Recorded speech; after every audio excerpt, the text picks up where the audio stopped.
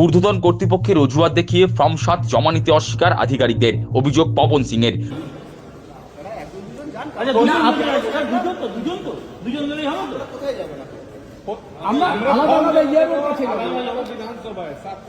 আলাদা আলাদা কেবিনে আছে, আমরা প্রত্যেকটা ইয়ারোর কাছে যাবো, 7টা বিধানসভা 7টা ইয়ারোর কাছে যাবো আমরা।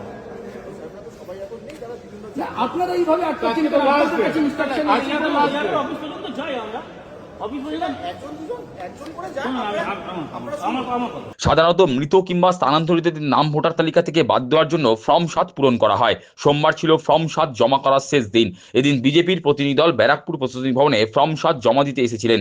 অভিযোগ, ফর্ম ৭ জমা দিতে এসে বাধার মুখে পড়তে হয় বিজেপির প্রতিনিধি দলকে। এই বাধাকে ঘিরে সেখানে উত্তেজনা সৃষ্টি হয়। উক্ত প্রতিনিধি দলে এদিন হাজির ছিলেন ভাটপাড়ার বিধায়ক পবন কুমার সিং, বিজেপির ব্যারাকপুর জেলা সভাপতি ও সহসভাপতি যথাক্রমে তাপস ঘোষ ও প্রিয়াঙ্গু পাণ্ডে, জেলা সম্পাদক যথাক্রমে শান্তনু সরকার ও কুন্দন সিং। কিন্তু প্রশাসনিক ভবনে ফর্ম ৭ জমা নেওয়ার আধিকারিক না থাকায় ফর্ম জমা না দিয়েই তাদের ফিরতে হয়েছে। ভাটপাড়ার বিধায়ক পবন কুমার সিং বলেন, ফর্ম ৭ জমা করতে এসে তাদের হয়রানির শিকার হতে হচ্ছে। ফর্ম জমা নেওয়ার ক্ষেত্রে ঊর্ধ্বতন কর্তৃপক্ষের অজুহাত দেখানো হচ্ছে। পবনের অভিযোগ, প্রশাসনিক ভবনে ফর্ম ৭ জমা নেওয়ার লোক নেই। ওসি ইলেকশন পূজা দেবনাথ ফর্ম ৭ জমা নিতে অস্বীকার করেন। উল্টে উনি ঊর্ধ্বতন কর্তৃপক্ষের অজুহাত খাড়া করেন। স্বভাবতই ফর্ম ৭ জমা নেওয়ার ক্ষেত্রে ঊর্ধ্বতন কর্তৃপক্ষকে তার হদিশ চান ভাটপাড়ার বিধায়ক পবন কুমার সিং। তিনি বলেন, রাজ্যের মুখ্য নির্বাচনী আধিকারিক ও কেন্দ্রীয় নির্বাচন কমিশনে এই বিষয়ে তারা অভিযোগ জানাবেন। এসডিও সাহেব ছিল না, এসডিও সাহেবে একটা নিচুনে একটা অফিসার ছিল, কি ছিল অ্যাসিস্ট্যান্ট ছিল। অ্যাসিস্ট্যান্ট সাহেব বলেছেন কি পূজা ম্যাডাম পাশে গেলে ওখানে আপনার ফর্ম সাবমিট করতে পারবে। পূজা ম্যাডাম সঙ্গে কথা হয়েছে। পূজা ম্যাডাম ওসি র্যাঙ্কে আছে, ওসি ইলেকশন জন্য ডিউটি পেয়েছে। তো পূজা ম্যাডাম বলছে আমারও এরকম কিছু অথরিটি নেই, আমি নিতেও পারবে না, আমি অর্ডারও দিতে পারবে না, ও হায়ার অথরিটি অর্ডার দেবে। তো বারবার আমার জেলা প্রেসিডেন্ট একটাই কথা বলছে কি আপনি তো ডিউটি, আপনাকে তো ডিউটি অ্যালট করে আছে, তো আপনি না অর্ডার দিলে কে অর্ডার দেবে? বলছে না আমি অর্ডার দিতে পারবে না, আমি শুধু হায়ার অথরিটি অর্ডার দিতে পারে। এখন এতদিন থেকে আমি এখনো আইডেন্টিফাই করতে পারেনি কি হায়ার অথরিটি কে আছে। সবাই বলছে higher authority, higher authority means higher অথরিটিকে আমিও নিজেই দেখা করতে চাই, আমিও মিনস কথা বলতে চাই, লেকিন হায়ার অথরিটি এখনো দেখা যায় না। আমি জানি আজকে লাস্ট ডেট আছে, এই জন্য তো আজকেও এসেছে, একবার চান্স নেওয়া পড়ে দেখছে কি আজকেও চান্স পাইনি আমি। তবে ইলেকশন কমিশন অফ ইন্ডিয়াকে যেরকম আগেও আমি মেল করেছেন, যে প্রথম দিন এসেছে মেল করেছেন, ওর বিহাফি ইলেকশন কমিশন অফ ইন্ডিয়া আমাকে নোটিফিকেশন দিয়েছেন। আজকেও আমি মেল করবেন কি আপনার নোটিফিকেশন, আপনার অর্ডারই जब এখানে লোক যে ডিউটি লোক আছে, ডিউটি অফিসার্স আছে, ও আপনার অর্ডারকে মানছে না, মিনস ভায়োলেট করছে, তো কোথায় যাবে? আমি কোথায় গেলে আমার কথা বলতে পারবে? আপনি ডিসাইড করুন আর তাড়াতাড়ি বলুন কি আমি আমার ফর্ম 7 জমা করতে পারবে। কেন এবার এসআইআর তো এর জন্যই তো হয়েছে কি ভুয়া ভোটার হয়, আর যে ডেথ হয়ে গেছে, যা ট্রান্সফার হয়ে গেছে, তো এইসব লোককে আমি নিজে বিধানসভা থেকে মিনস আইডেন্টিফাই করে একটা কমপ্লেন নিয়ে এসেছে, আর আপনি কমপ্লেনই নেবে না, নেওয়ার লোক নেই এখানে, সবাই বলছে হায়ার অথরিটি, হায়ার অথরিটি।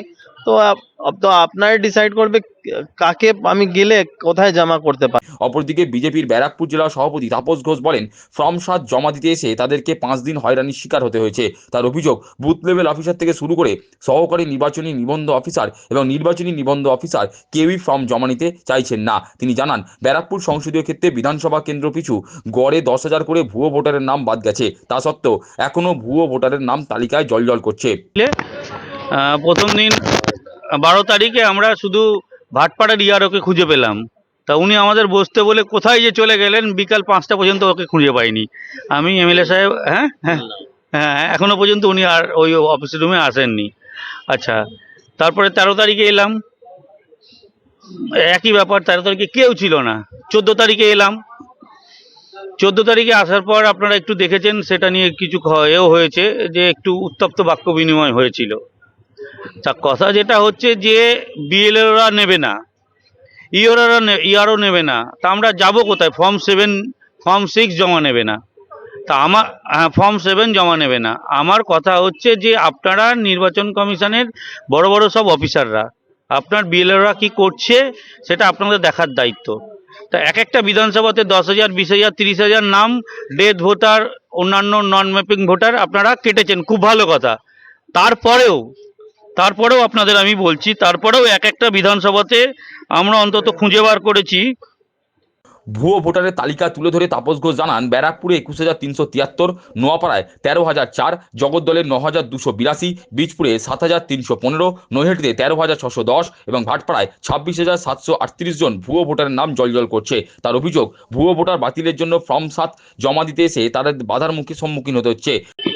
এখানে আমি 6টা বিধানসভার হিসাব দিচ্ছি। তারপরেও আমরা খুঁজে বার করেছি ব্যারাকপুরে 21,373, নোয়াপাড়াতে 13,004, জগদ্দলের 9,282, বীজপুরে আছে 7,315, নৈহাটিতে 13,610 এবং ভাটপাড়াতে সবচেয়ে বেশি 26,738 জন ভুয়ো ভোটার, মৃত ভোটার। এরকম আমরা আইডেন্টি করতে পেরে ফর্ম 7 ভরেছি। বিভিন্ন আমাদের কর্মী এবং আমাদের বুথ লেভেল এজেন্ট যারা ছিল তারা সবাই ফর্ম 7 ভরেছে। এই ভরার পর আমরা যখন দিতে আসছি বিভিন্ন বাধার সম্মুখীন হচ্ছি। বিজেপির ব্যারাকপুর জেলা সভাপতি তাপস ঘোষের অভিযোগ, এদিন প্রশাসনিক ভবনে নৈহাটি বাদে 5টি বিধানসভা কেন্দ্রের নির্বাচনী নিবন্ধ অফিসার অনুপস্থিত ছিলেন। যদিও নৈহাটি কেন্দ্রের নির্বাচনী নিবন্ধ অফিসার জানিয়ে দেন তিনি 5টির বেশি ফর্ম জমা নেবেন না। তার বক্তব্য, এহেন পরিস্থিতিতে ঊর্ধ্বতন কর্তৃপক্ষের কাছে অভিযোগ জানানো ছাড়া তাদের বিকল্প কোনো উপায় নেই। আজকে যেটা হলো যে আজকে আমরা নির্বাচন কমিশনে অর্ডার দেখালাম যে কোনো বার নেই, কোনো নিষেধ নেই যে ফর্ম 7 নেওয়া, কোনো লিমিটেশন নেই। ফর্ম 7 আপনি অগণিত ফর্ম 7 নিতে পারেন। তারপরেও বলছে 5টার বেশি আমরা জমা নেবো না। হ্যাঁ, 5টার বেশি আমরা জমা নেবো না। আমরা নির্বাচন কমিশনের অর্ডার ওনাকে দেখালাম। তা নির্বাচন কমিশনের আধিকারিকরা যদি নির্বাচন কমিশনের অর্ডারটা না মানে তাহলে আমরা কি করতে পারি? আমরা তো ঝগড়াঝাটি করতে আসিনি এখানে।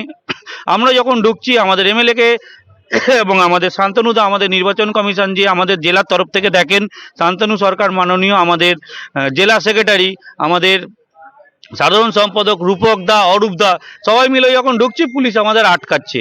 আমরা 11 জন মতো ছিল, কুন্দন দাও ছিল আমাদের জেলা সেক্রেটারি, তা আমরা 11 জন মতো ছিলাম। তখন পুলিশ আটকাচ্ছে এবং আপনাদের যেতে দেবো না, 2 জনের বেশি যেতে দেবো না। আমি তখন একজন পুলিশ হবে, একজন মানে সরকারি কর্মচারী পুলিশের পেছন থেকে এরকম উঁকি মেরে বলছে আমাকে একটা বিধানসভায় 2 জনের বেশি যেতে দেবো না। আমি বললাম খুব ভালো ব্যাপার, আমরা 6টা বিধানসভার লোক এসেছি, 6 দুগুণে 12 জন হয়, আপনি গুনুন। উনি গুনে বললো আপনারা 11 জন আছেন। আমি বলছি হ্যাঁ 11 জন আমরা আছি, 6টা বিধানসভায় 11 জন করলে 2 জনের কম হচ্ছে তো, তাহলে আমাদের 11 জনকে ছাড়েন। অনেক বাদানুবাদের পরে পুলিশ আননেসেসারি তর্ক করে গেল আমাদের সাথে। তারপর অফিসাররা বললো ঠিক আছে আপনারা যান। আমরা যখন ইয়ারোর কাছে গেছি দেখলাম যে 6টা ইয়ারোর মধ্যে মাত্র একজনই আছেন নৈহাটির ইয়ারো, আর বাদবাকি 5 জন নেই। ভাটপাড়া তো প্রথম দিন থেকে খুঁজে পাইনি, তারপরের দিন জগদ্দলকে দেখেছিলাম, তারপরের দিন আরও আর নেই। এবং আজকে নির্বাচন কমিশনের গুরুত্বপূর্ণ একটা দিন, ফর্ম 7 জমা করার শেষ দিন, সেখানেও ওনারা আর নেই। তারপরে নৈহাটির ইয়ারোকে যখন পাওয়া গেল, আমাদের রূপক দাস, শান্তনুদরা গেলেন, তখন বলছে 5টার বেশি নেবো না। এই পরিস্থিতিতে আমরা ঊর্ধ্বতন কর্তৃপক্ষকে কমপ্লেন করা ছাড়া আমাদের কাছে কোনো উপায়